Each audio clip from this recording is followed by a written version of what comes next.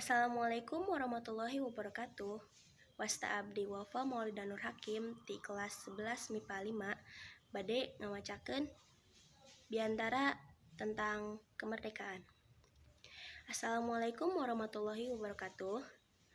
Sataacana hayu urang panjatkeun puji sareng syukur ka Gusti Allah Subhanahu wa taala anu tos mapirkeun rahmatna ka urang sadaya.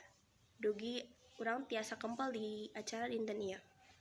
Hadirin anu dipikeun hormat, kusim kuring, Bapak Kepala Sekolah, Bapak Ibu Guru anu dipikeun hormat sareng rerencangan sim kuring anu dipikeun cinta.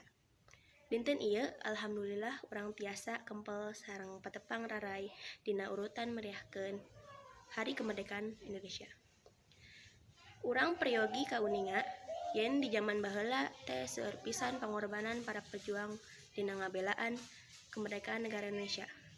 Mata ku kituna, urang salaku warga negara Indonesia generasi penerus bangsa sareng kedah naruskeun perjuangan para pahlawan urang.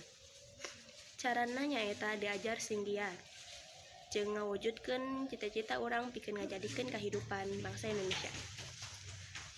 Tapi sebenarnya seueur keneh hal-hal anu tiasa dilakukeun ka urang sadayana sebagai generasi muda dina rangka ngeusian kemerdekaan Indonesia. Contona ngajauhkeun diri urang tina pengaruh narkoba.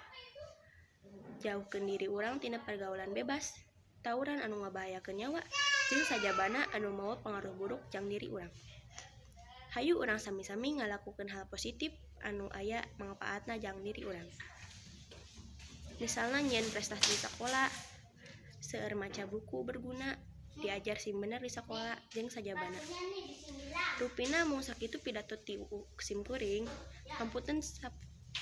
hapunten saupami dina biantara ieu aya cariosan anu salah atawa kirang merenah dina hate aranjeun. Wassalamualaikum warahmatullahi wabarakatuh.